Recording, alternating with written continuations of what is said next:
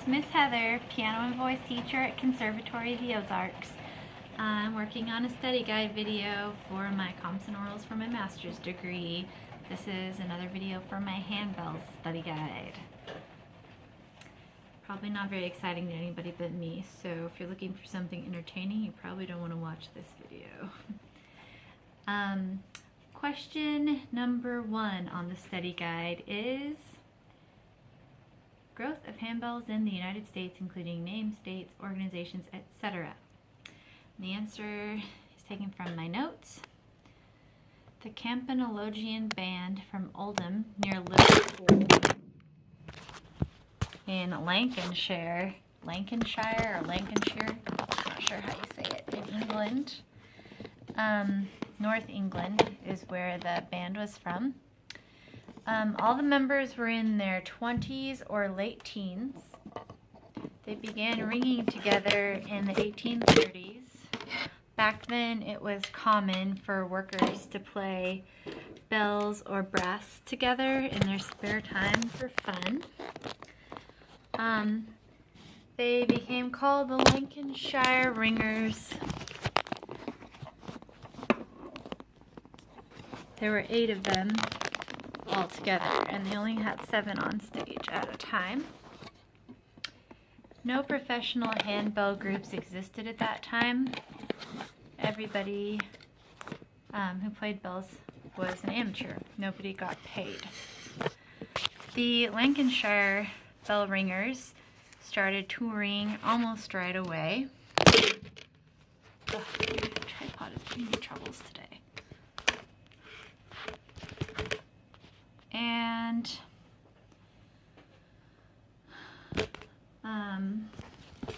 they had 14 bells. Each person had 2 bells, so 2 times 7, 14 bells on stage all the time. In 1841, they were brought to London by John Henry Anderson. He was known as the Wizard of the North. He was a magician who invented pulling a rabbit from a hat. They performed at the Pavilion Theatre. In 1842, they returned to London. In 1843, they went back to the Adelphi Theatre in London. This was published in the Illustrated London News. Henry Johnson was the director, coach, and violinist for the group. They learned their parts by ear and played by memory. None of them could read music. By now, they had more than 14 bells. In 1844, P.T. Barnum toured England looking for acts, and he brought them to America to play in American theaters and museums, his museums, not in the circus because he didn't have a circus yet.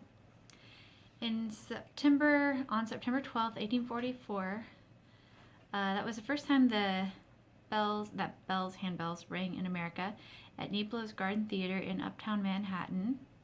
It was a very popular theater venue with both indoor and outdoor venues. September that year was very warm in New York City. P.T. Barnum had them dress in Swiss costumes. They pretended to be Swiss and rang Swiss bells. They caused a sensation. The Rainier family had caused a mania for anything Swiss. When they sang with a mellow, close harmony and yodeling, they were a family group, and the relative was the organ tuner who didn't get to church in time for the Christmas Eve service. He got a copy of Silent Night, and their family introduced Silent Night in America.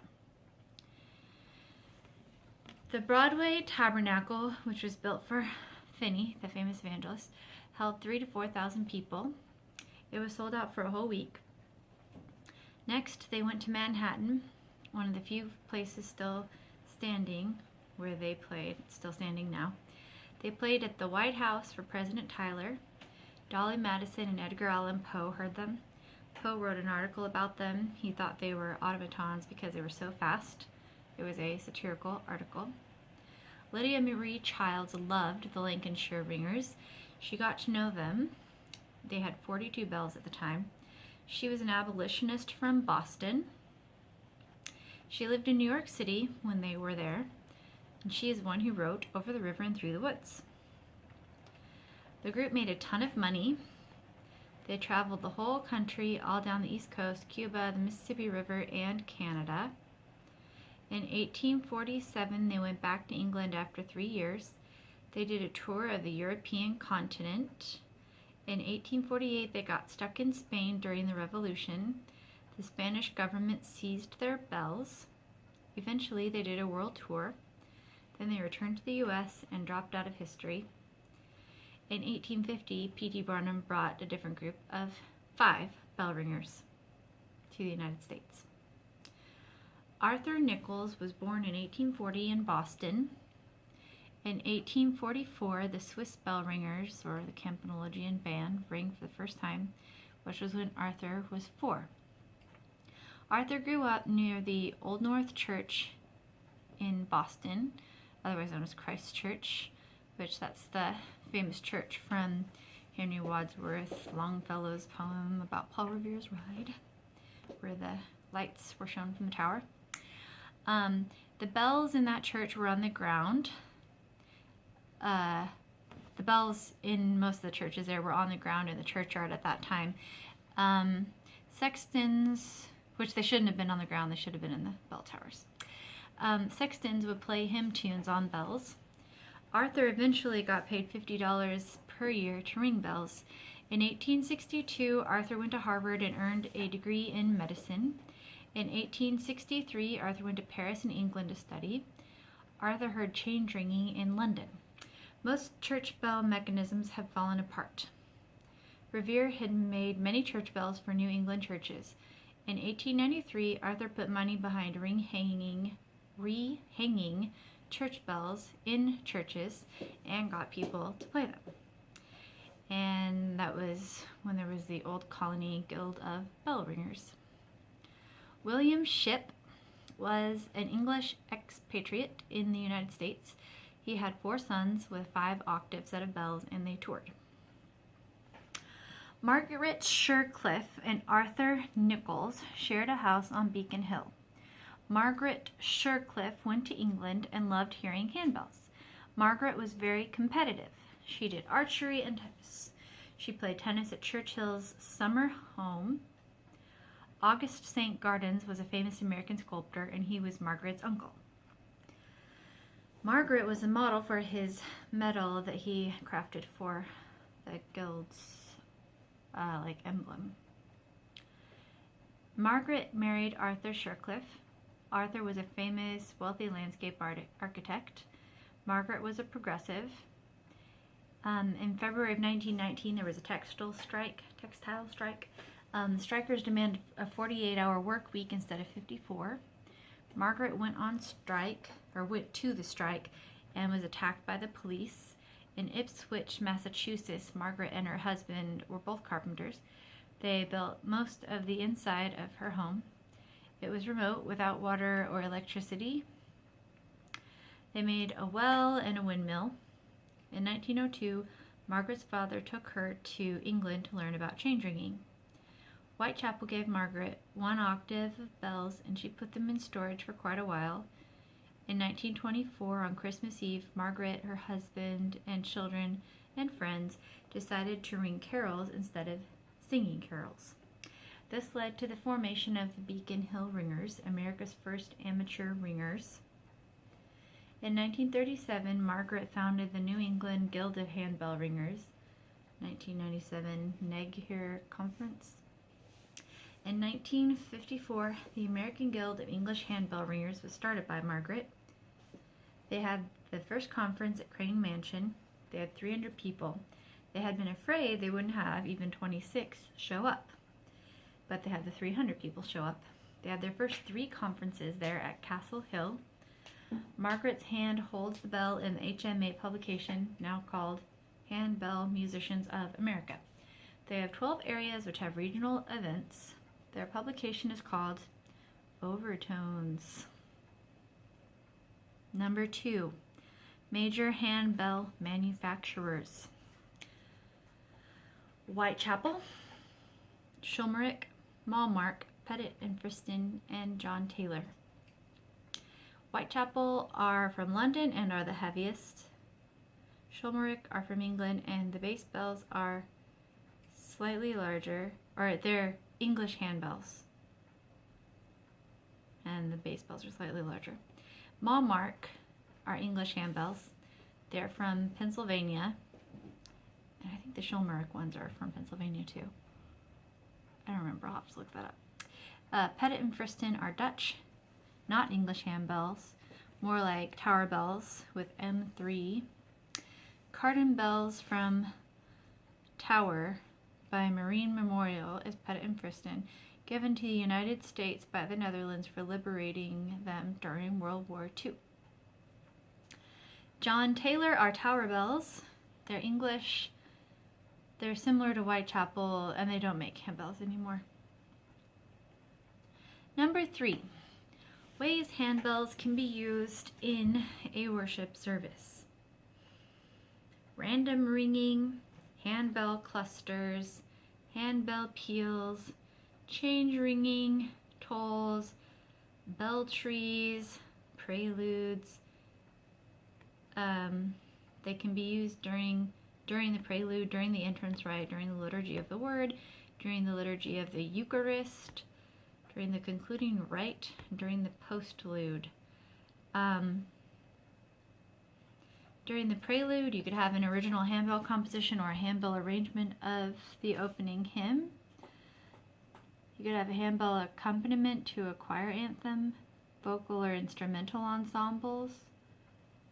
During the entrance rite, you could have a handbell processional for festive occasions, preceding and leading into the opening congregational hymn. During the entrance rite, handbells can toll to announce the beginning of the liturgy during a solemn liturgical season, like Advent or Lent. You could have a handbell descant, interlude, or ensemble accompaniment for the opening congregational hymn. Handbell tone clusters can punctuate chanted penitential rites. Random ringing or handbell peal can announce a Gloria. Handbell and keyboard accompaniment can be used to the sung Gloria. Liturgy of the Word. Handbell accompaniments or descants can be sung. Handbell accompaniments or descant can be used with a sung or metered psalm or sequence. Handbell tone clusters punctuating chanted psalms can be used. Handbell descant on verses of the psalm sung responsorial with a congregation and cantor or choir. Ostinato pattern to accompany the psalm refrain. Introductory random ring to set a festive tone.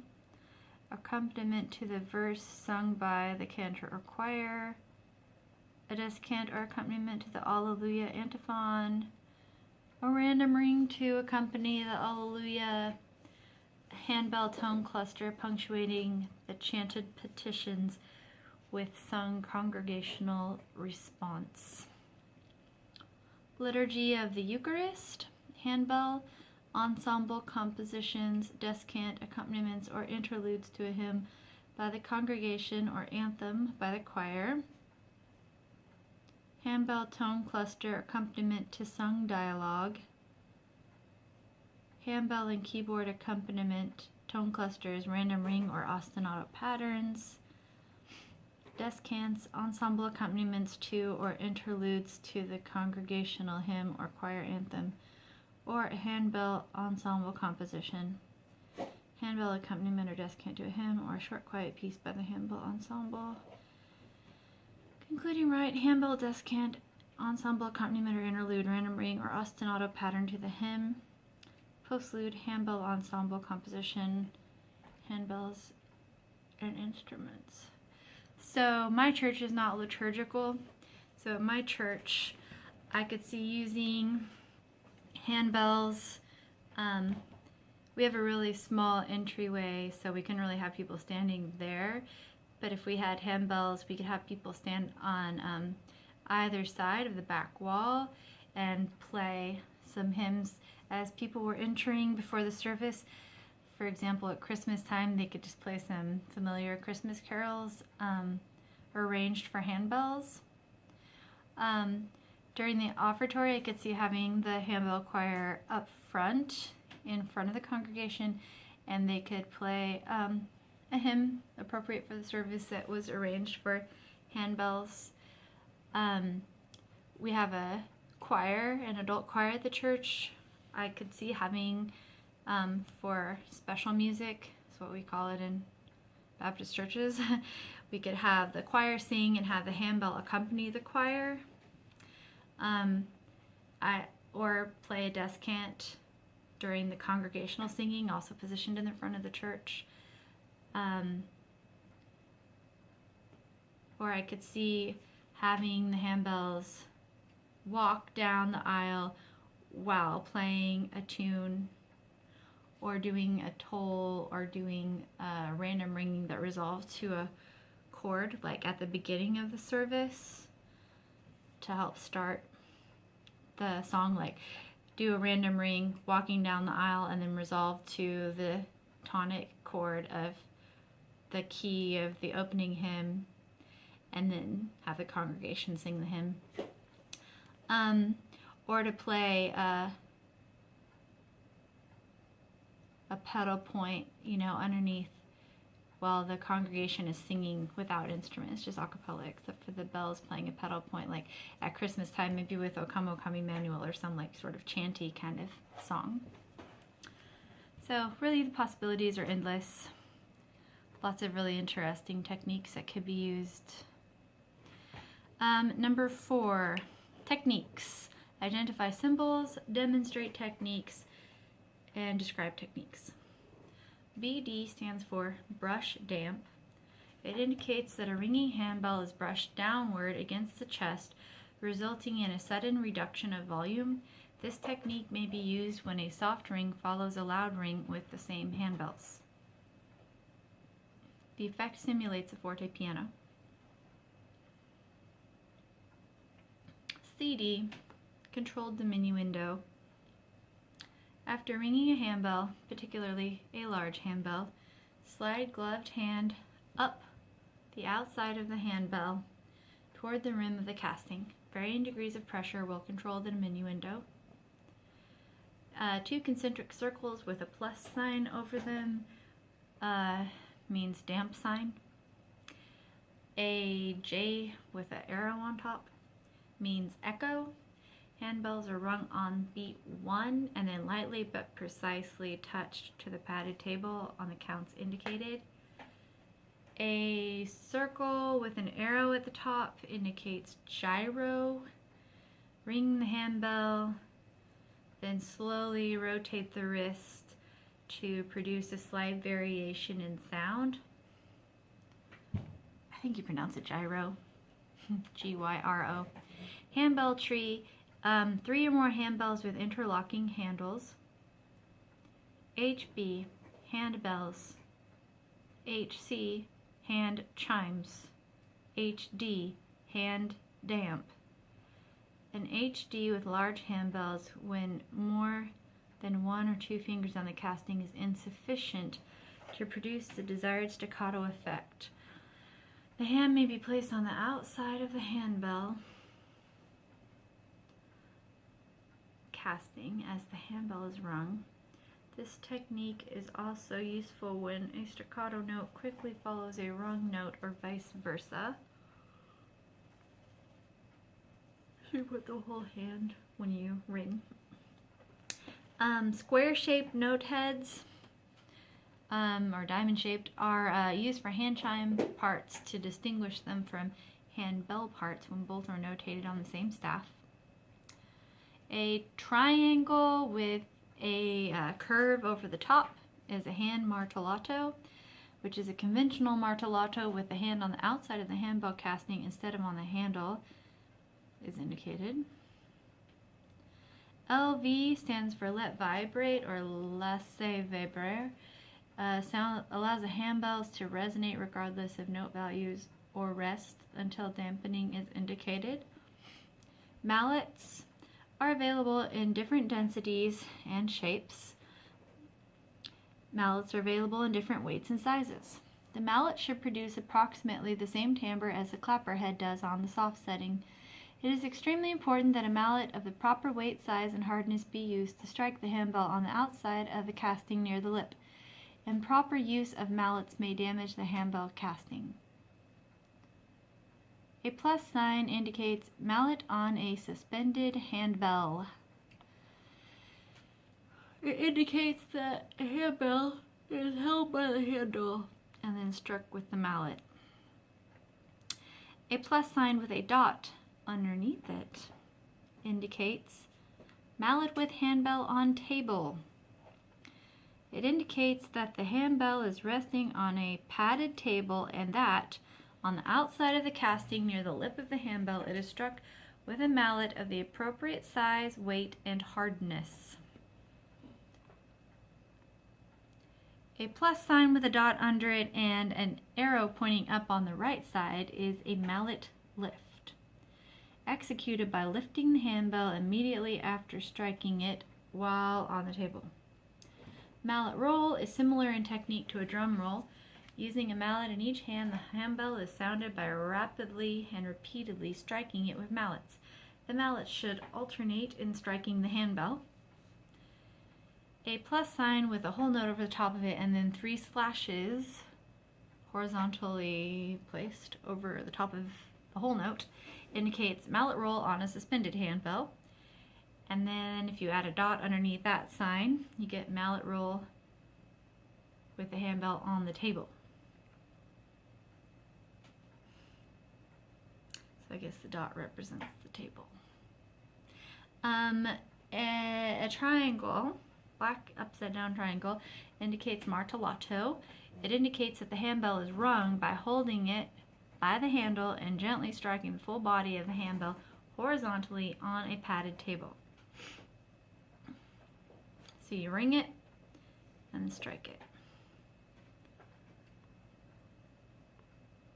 Triangle with the arrow pointing up on the right side indicates a martellato lift, which is a martellato followed by lifting the handbell immediately to allow the sound to continue.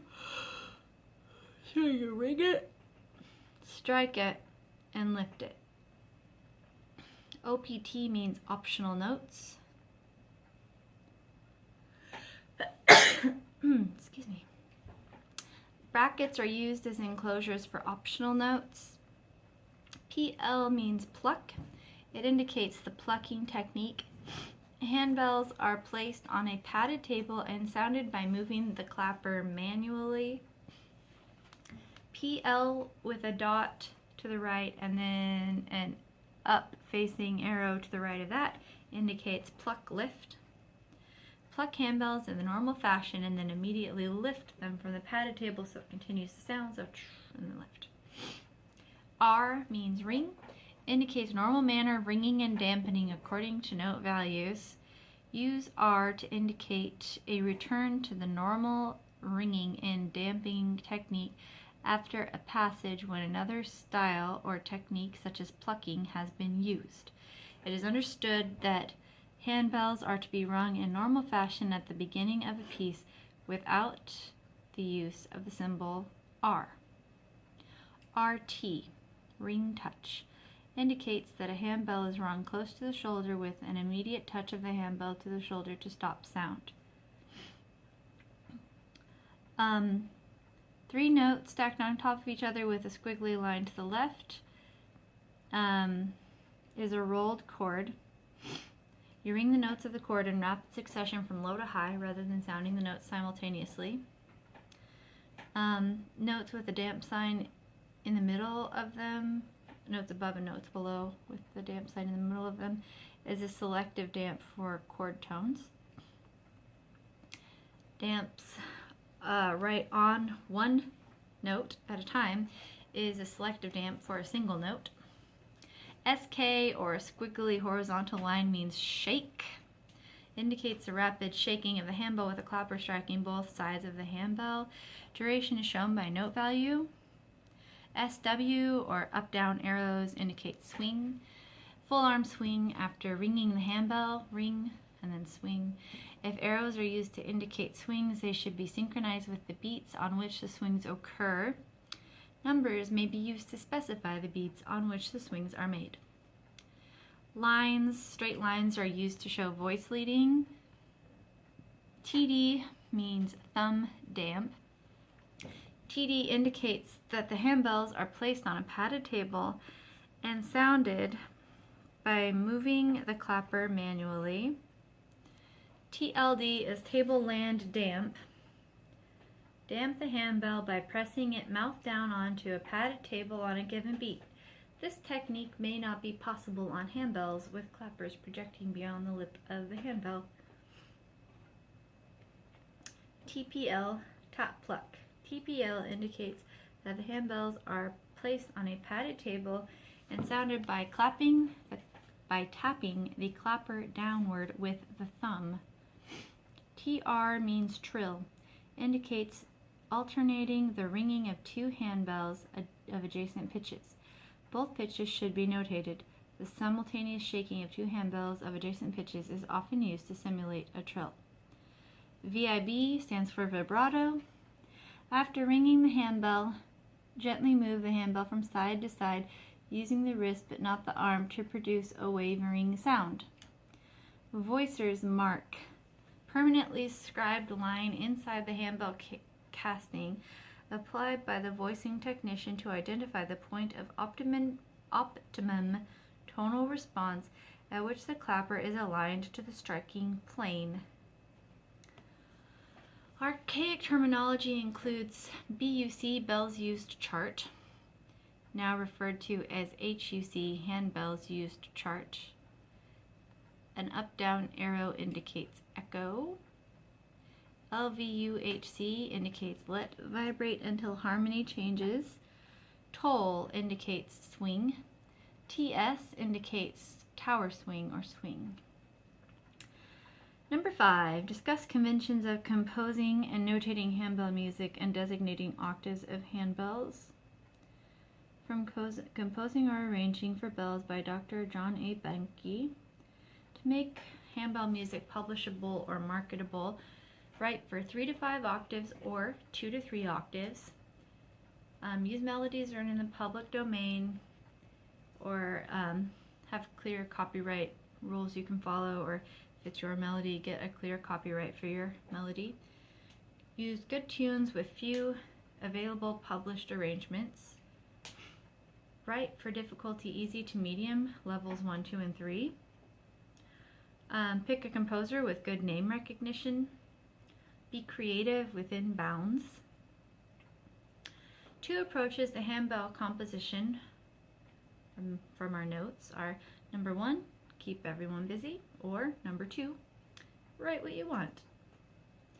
Keep bass clef chords open. From Sherman on using finale for handbell composition, set the page to 120%. Handbell music is usually large. Bells used at 75%. In 4/4 time, have 4 systems a page max and 4 measures to a system. So only 16 measures per page. In 3/4 time, 5 measures per system. Number 6. Describe how you would assign bells for 13 ringers using 5 octaves. So, 5 octaves of handbells for 13 ringers. Ringers 1 and 2 would have C3 through B3, so the whole first octave. Then C4 and D4 would go to ringer 3.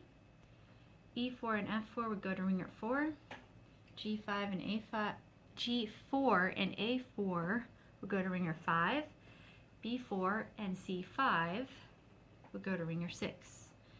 The D5 and E5 would go to ringer 7, F5 and G5 to ringer 8, A5 and B5 to ringer 9, then C6 and D6 to ringer 10, E6 to F6 to ringer 11, G6 to A6 to ringer 12, B6 to C7, ringer 13.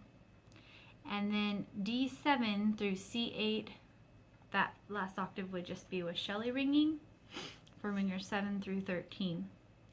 So basically the lowest octave from C3 to B3 is ringers 1 and 2, and then ringers 3 through 13 each get 2 handbells, just going up step by step, you know, like diatonically for C major basically. And then the highest octave from D7 to C8 are Shelley ringing, so everybody, ringers 7 through 13, will deal with those bells in addition to their assigned 2 bells. Number 7, describe different ways of assigning bass bells with 2 ringers. A, ringer 1 gets C, E, and F. Ringer 2 gets D, G, B, and they share A. B, ringer 1 gets C, D, E. Ringer 2 gets G, A, B, and they share F.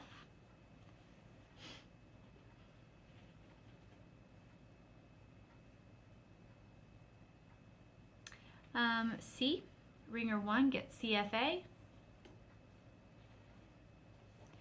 Ringer 2 gets D, G, B, and they share E. D, ringer 1 gets C, E, G. Ringer 2 gets D, F, A, and they share B. E, let them figure it out. And I remember those with A is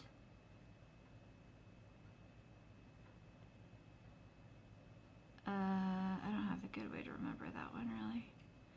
But D is just like a root position C chord, a root position D minor chord, and then B is the extra one, which it would be at right after the top note of the D minor chord.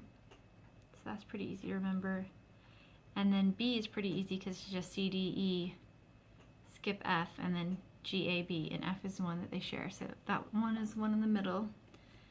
A and C, I don't have really good ways to remember so far.